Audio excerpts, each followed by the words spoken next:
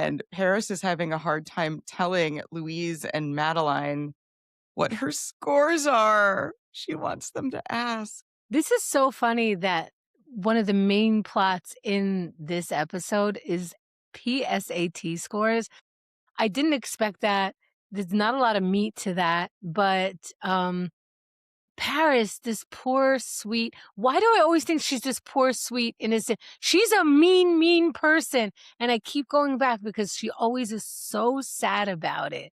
And the Tristans of the world are more aggressive about. No, she's aggressive too. I fall Yeah. for it every time. So I'm just feeling like, she's putting herself out. She's not even. She's being she's like, somebody asked me a question about my PSATs. You could have knocked me over with a feather. You could have knocked I me over. can't. But what I love is that Madeline, is it Madeline or Madeline? I think it's Madeline. Madeline and Louise are not having it. This is what I Right. love. They're looking at her, and like one of them answers, I think Madeline answers what she got. And She got a 500 verbal and a 560 math. yeah, so she got, 11 something. And 1060. 1060. And I'm such an asshole. I immediately forgot the first number you said. I know. That's why I wrote it down. And I'm Okay, like, no, because well, I wrote down Rory's. Rory's was important to me. I was like 740, 760. Okay. Please, I only got the chance to pause But it more often. I love that these two are not falling for Paris's, like, and I opened the letter and I couldn't believe what I saw. And I read the number and you could have knocked me over. And I don't know why Rory didn't just wait for the bell to ring and just let her keep going. Like, that would have been so much more satisfying. But instead, Rory eventually asks, and we find out that Paris got a 750 math, 730 verbal. So she got 1480, which is 20 less than Rory. yes. So Rory beat her by 20. And Rory knows if she tells her that, it will be the end of her.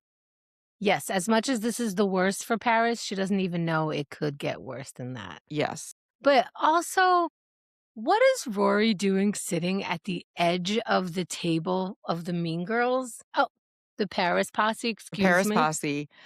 Because she didn't make it into the puffs, right?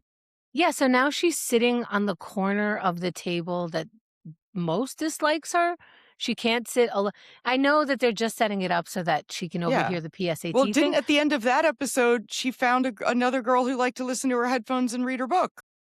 But no, she's got to be around Paris. Okay, so now She's got to be around know. Paris for this episode, for that moment, so that we can torture Paris by not telling her what Rory got.